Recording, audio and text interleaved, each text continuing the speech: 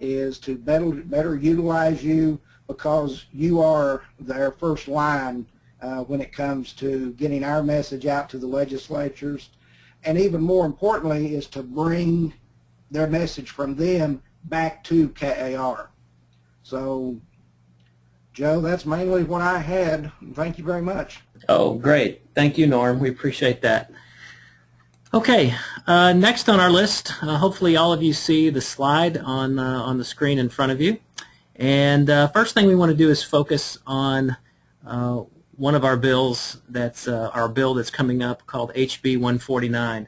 HB 149 is an important bill for post-license education. And what we want to do is kind of show you some of the issues that are involved here in HB 149. This bill has been filed. The representative that has filed it is our friend Tommy Thompson from Owensboro. First of all, the bill is a statutory change, and the statutory change, essentially, in its simplest form, without showing you the actual bill, I'll be happy to send the actual bill to you, but in its simplest form, it requires 48 hours of post-license education within the first 2 years of licensing. What that means is within the first 2 years, after someone gets a license, they would have to take some higher level education that would engage them in their industry. Now, this is important to note. That statutory change is exactly that, a statutory change. However, if the bill passes and becomes law, then we need to go to step 2 and impose potential regulatory changes that will be advocated for by KAR. And those regulatory changes will be changes that are implemented by the Kentucky Real Estate Commission. We have already entered into a discussion with the Real Estate Commission that would enable us to do certain things should this law be passed. So keep this in mind. These are the regulatory things that we would be pushing for after the law is passed. And it's very important that you and your legislators know the terms of what we're pushing for here. If the bill passes, what we would ask, and the Real Estate Commission has already tentatively agreed to do, would be to divide up those 48 hours across 2 years. So in other words, at the end of the second year, you're not going to have all the new licensees registering at the 31st of December at midnight to try to finish up their class before the deadline. Essentially, there would be 24 hours for the first 2 years of licensure. A second issue would be that a portion of the required hours would be elective. Now, this is something that our committees will talk about more and be able to chime in and be able to, but we're not there yet. But one of the big things behind post-license education is that adult learning theory calls for, when adults are educated, to be effective educators, we need to give the adult learner the ability to somewhat set their own future. So what we would like to see is a portion of these hours be elective. So for example, if someone wants to get a broker education, they can take broker classes. If they want to go and focus on commercial real estate, they should be able to focus on CCIM courses or GRI.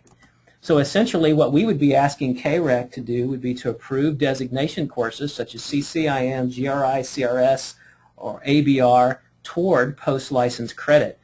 What we hope to achieve with this, and this would be the idea, and again our full association will be engaged in these potential regulatory changes, would be that we allow the adult student who has wanted to, and who has passed and got a real estate license to kind of set their own course and not just essentially have some big, long 48-hour course that is mandated by the state, and the state tells everybody for every hour of education what they're going to have.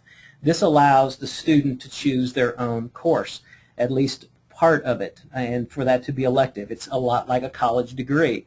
When you go to college, there's electives that should be able to be chosen. Next, all post-license hours will be counted toward broker credit or broker's license. So again, if a person wants to go the extra mile and get their broker's license, that post-license education would also count toward that. And all these things the Kentucky Real Estate Commission have been very favorable to. None of these things are strange to the Kentucky Real Estate Commission. I've talked to the executive director and others. However, it's very difficult for us to come out to the full public and say this is the way it's going to be when we haven't, when the commission hasn't technically promulgated those regulations. However, this is the vision for where we want to go. But unfortunately, the legislature, all that they kind of see, or all they do see is in the legislation, is 48 hours of post-license education. They don't see the benefits, and they certainly don't see the full vision of what would be desired here by the association. Here are the people who have endorsed House Bill 149. Senator Albert Robinson helped us author it. He is going to be key to help us see it through the Senate, should it get to the Senate later this session. Representative Tommy Thompson, who is a builder, a real estate licensee, also has, he is the sponsor of this bill and is firmly behind it. The Governmental Affairs Committee at KAR, we want to thank your committee for listening to this at the last meeting and being able to vote affirmatively. At last several meetings, actually, the KAR Governmental Affairs Committee has endorsed this idea. The Kentucky Real Estate Education Foundation, the KAR Board of Directors, the KAR Delegate Body, and the Kentucky Real Estate Commission have endorsed House Bill 149. Also, individual, and I think this says a lot, all of the major associations, and every association is major in its area, but essentially the associations that represent more than half of KAR's membership have voted to endorse House Bill 149, and these are individual boards of directors voting they discussed it, and they said that this would be a good thing for the industry. Let's talk about just a few reasons to support, because these are things that you would have to re-communicate to a legislator. And we'll be happy to provide these things in writing to you after this webinar. Pre-license coursework is very theoretical, and licensees need to engage and relate practical coursework to the real world through post-license education that exceeds CE. Now, the first 2 years of licensure, a person wouldn't have to take, quote-unquote, CE, continuing education. They would take their post-license courses, 24 hours the first year, 24 hours the second. Number two, CE requirements right now in Kentucky are the lowest in the country at 6 hours annually. I think we're tied with Illinois or Arkansas one for the lowest number of hours in the country. Literally, plumbers have more continuing education that is required of them to maintain their professional licensure than real estate agents. And it's the consensus of our leadership that it isn't enough to ensure that new agents get the tools they need at the outset of their career. 3, 24 states have post-license requirements. Now keep in mind, one of the objections I often hear to this reason is that, well, we're Kentucky. We should be able to do what Kentucky wants to do, not what everybody else does. The only reason we provide this number is for a comparative analysis. It's a lot like when you do a broker price opinion. If you do a broker price opinion, you go to your MLS and you look up different properties in the same area of the house or the home where you're wanting to do your opinion. Our appraisers go out to get comps to be able to provide a comparative analysis of what's happening around them. And 24, almost half the states, have post-license requirements. The average age, here's another big reason, an average age of a real estate licensee in Kentucky is 54 years. With 300 or 400 people annually entering the industry, new agents are better prepared for practice if we have the post-license program in place. Courses are also developed for post-license, can also be used to provide a larger choice of CE courses for the state's licensees. This last reason to support HB 149 is major, and it's not realized. This is often one of the most overlooked reasons. Right now, one of the biggest complaints about CE, especially through distance learning, through learning through the computer, is that there aren't enough courses out there that that people can take that are interesting and relevant to them. Most of the distance learning is developed, or all of it for the most part, well, the vast majority of it is developed by groups outside the state who want to do nothing more than to sell our people and our agents courses. Well, it's going to be the goal to essentially, what you can do is if you create these post-license courses, you can divide those courses up and you can offer them back for CE. for all the other agents. So courses developed here can be reused for the average agent who's already licensed and who technically doesn't need continuing education. Or they don't need post-license, but they can use it for continuing education hours. So that's another implication of the bill that is often overlooked. Here are some FAQs that you will be posed with. I don't think there's a group that I've spoken to yet that hasn't asked one of these questions. Is this bill about money for educators? Well, I'll let you be the judge. Essentially, this bill will yield about $140,000 for different educators throughout the state that might sell a continuing or a post-license course. Sell 48 hours of post-license. That would be about a cost of around $350 a year or so for the typical agent. If you divide that among the 45 approved providers in the state who could technically offer that course, you're only looking about $3,000 per provider. As a matter of fact, this is one of the reasons there's only a very few number of full-time real estate instructors in the state. There's a handful of them, but most of them have real estate practices or they teach at a college or university where really recoupment of their dollars that they've expended in course development doesn't have to be made. Essentially, this is not about money for educators. If you do the math, someone told me once that this bill would be all about making millionaires out of the real estate educators. Well, the whole CE environment in the state of Kentucky is not worth $1 million. It's only worth about $850,000. In this particular case, you're only looking at about $140,000 total, so there's no way that this could be just about money for educators. In addition, here's another. This was asked to President Jones at the Interim Joint Committee meeting. Why is KAR focusing on new agents instead of the existing ones? This is a very, very important question. First of all, we should hold our head high that we supported, as leaders in the industry, that KAR supported SB 51 last year, which called for more continuing education across the state. We proposed doubling it from 6 hours to a more national standard of 12.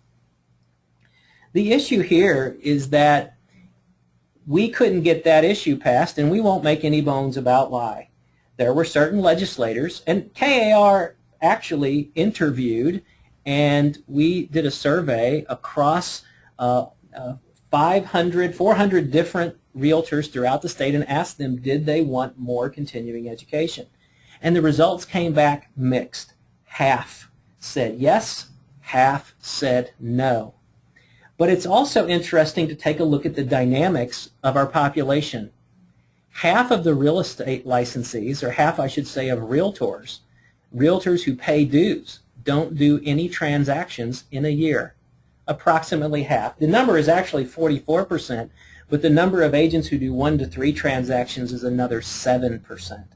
So we see here essentially, why would agents who don't do any business in a year want to impose more continuing education requirements in something that they themselves don't make any money at?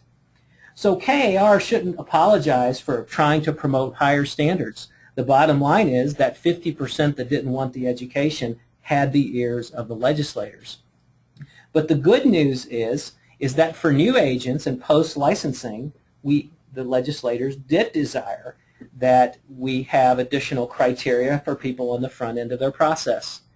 That's good news. And from that case, we're essentially working with legislators to develop a high-quality consensus among our groups on what should pass and what should be policy. And then everybody should be happy, or at least most people should be happy with this, because KAR is committing to a higher quality real estate education regimen for the state, while essentially garnering support of legislators who also believe that that should be the case and that current existing agents don't need any more CE. So here's another frequently asked question. Another frequently asked question, is this bill about keeping people out of the industry? And that is a resounding no. That would be antitrust. It is not about, it's about raising professional standards. And I want to say that publicly. I know our president would also do that. This is not about raising professional standards. Now, will some people not get into the industry because of higher standards? We don't know. Technically, when I worked for the Association of Real Estate License Law Officials, never ever did I ever see licensing numbers go down in a state because of the state imposing higher education standards. It didn't happen to my knowledge anywhere. Now, does that mean that one or two may not say this is no longer worth my time? I don't know. But the purpose of the bill is not to keep people out of the business. And finally, here's the message that we need you, and we're about to take some questions, but this is the message for our legislative day on the Hill coming up.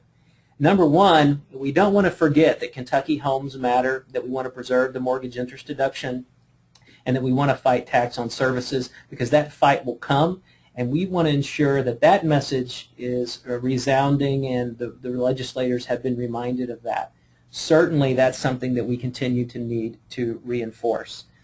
Then the next thing right underneath that would be the passing of HB 149. Essentially, we understand that this bill needs now to go to the House Licensing and Occupations Committee. The chair of that committee is Dennis Keene from Northern Kentucky. So we need our Northern Kentucky SPCs to especially leverage their relationships with Representative Keene to get us on that agenda so we can testify and move the bill in the House and finally get it over to the Senate. Since this is a short session, we only have 2 weeks to do this. So if you wait 2 weeks to call your legislator, it's too late. We need you to do this week or early next week and get with those legislators and support House Bill 149. On a lower priority, if there's all the other bills, and our quick response team has been quick to work and hard at work to look at all the bills that have come through the legislature that pertain to real estate. And most of those bills we are monitoring right now, because in some capacity some of them haven't even been filed yet, or some bills we're simply monitoring because it doesn't look like they're going anywhere, or we don't really have a good position on it because it wouldn't be necessary. There was one bill, House Bill 132. We oppose House Bill 132, but it's not likely going anywhere. It essentially raises taxes on the wealthiest. It essentially threatens the mortgage interest deduction. It is it's over a 200-page bill of essentially tax hikes. And so obviously it's our understanding that this bill is not flourishing by any means, and it's probably languishing. But we will keep a close eye on that.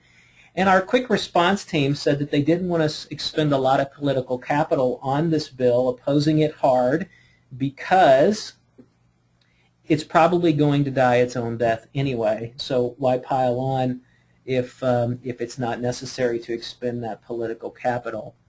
So anyway, there's other bills that we're monitoring, but I won't go into those now. But if you had questions about specific bills, we're prepared to do that. What can you do specifically?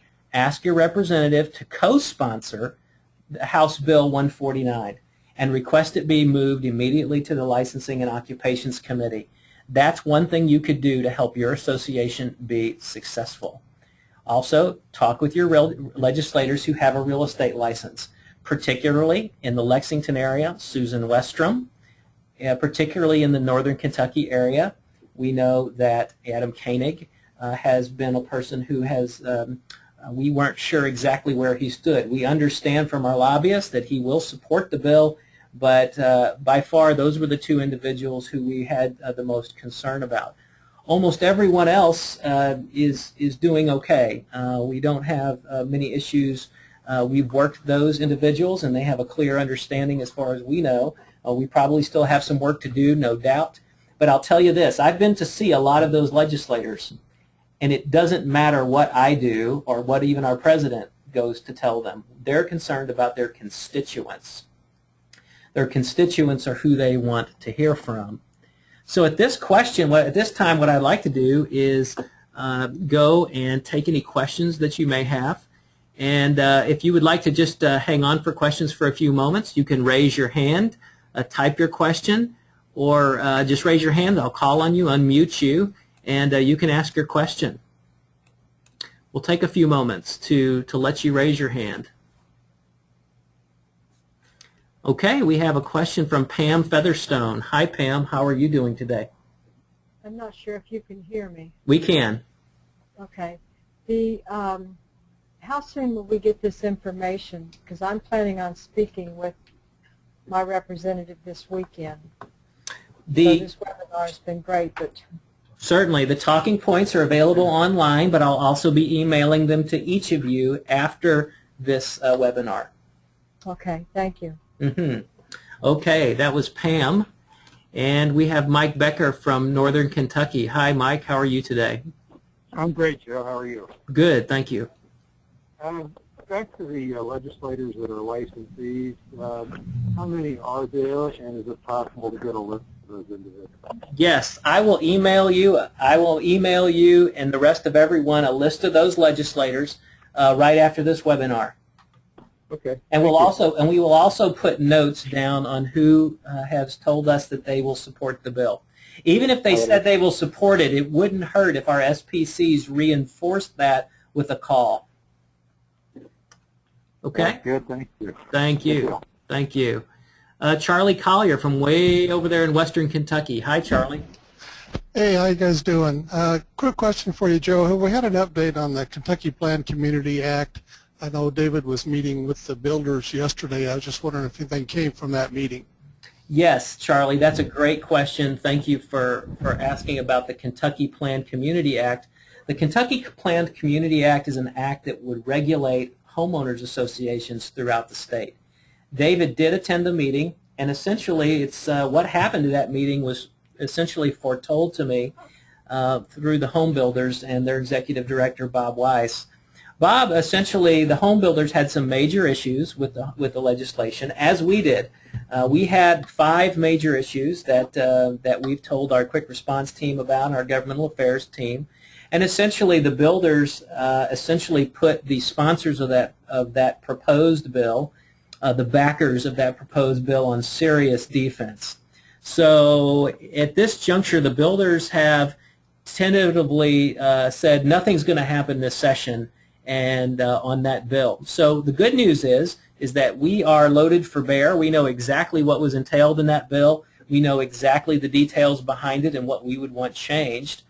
The thing about it is it's not going anywhere at this juncture. As a matter of fact, it hasn't even been filed. So HOA legislation is not, most likely not going to happen this session.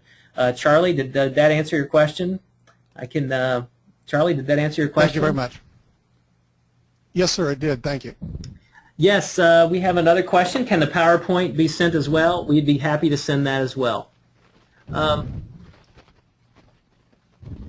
Here's another issue. With 4 representatives in Laurel, do I need to ask each to co-sponsor? That's a great question. You know, I would say we want as many co-sponsors as possible. However, if you feel it's inappropriate, we'll have to leave that to you. Ultimately, it would be great to have 4 sponsors from that area to co-sponsor the bill. But there again, we are also sensitive to your political situation, and that's why you, as the SPC, will know best in who to ask and whether or not you can achieve that. That's a great question.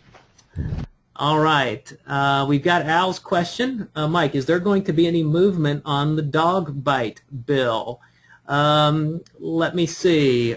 We have David here, and Lisa, let's see, Amy Wycliffe is here. Amy, can you update us? I hate to catch you off guard. Thank you for being here today. Amy, could you update Mike on the dog bite bill? Can you hear me? We can. Okay, great. Yes, we do anticipate that bill to be filed again in the Senate. That bill, there is a coalition of various groups, insurance industry groups, as well as other real estate industry groups who support that bill. We do expect it to be filed in the Senate. I know the insurance industry has already reached out to David and to myself just to ask for the association's support when it is filed. I would expect that bill to be filed during this first week of February as soon as we come back. Still faces an uphill battle in the House, so we're going to have to really apply some pressure in the House to get that passed over there. But as of right now, it has not been refiled. That is correct, Joe. Okay.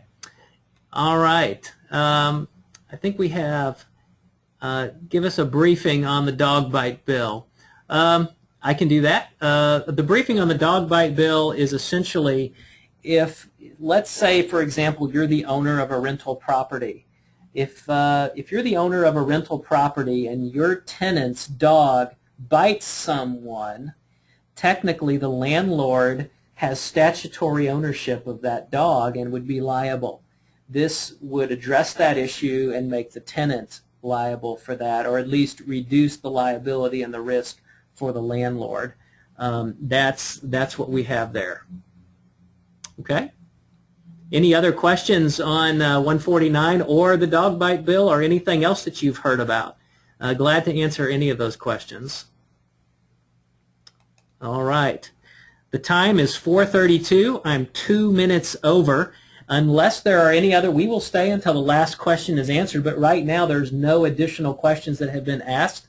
I think you can expect an email in a few short minutes from me, and we want to thank you so much for bearing with us today, and we do not want to drag on any longer. We want to honor your time and end right when we said that we would.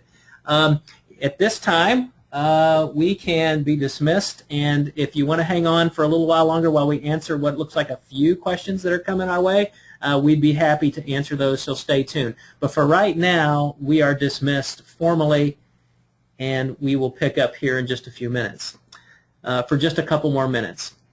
This was a great update. We hope we can do this again. Thank you very much, Mike Inman. We appreciate that. Any banking burdens or concerns? Amy, I'm not sure. I think Amy's gone.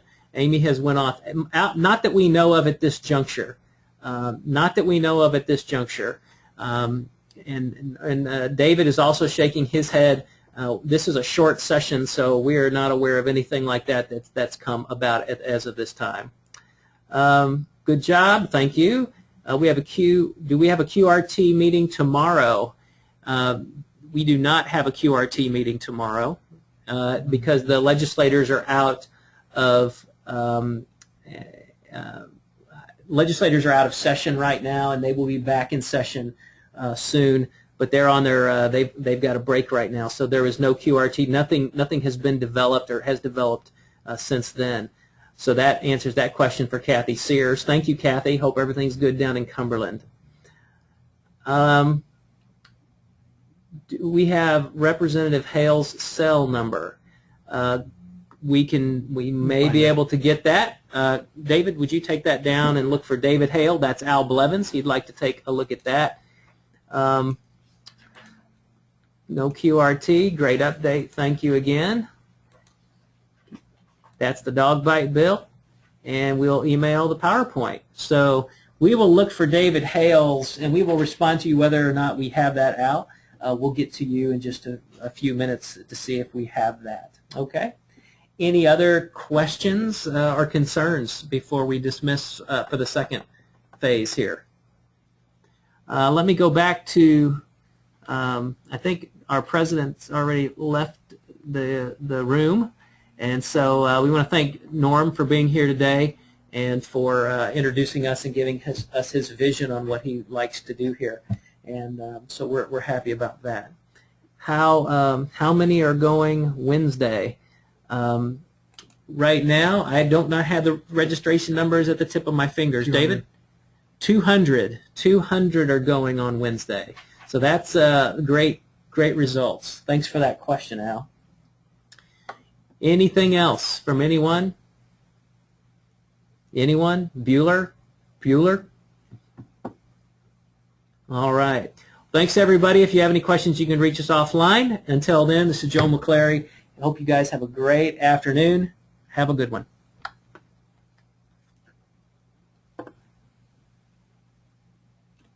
Great.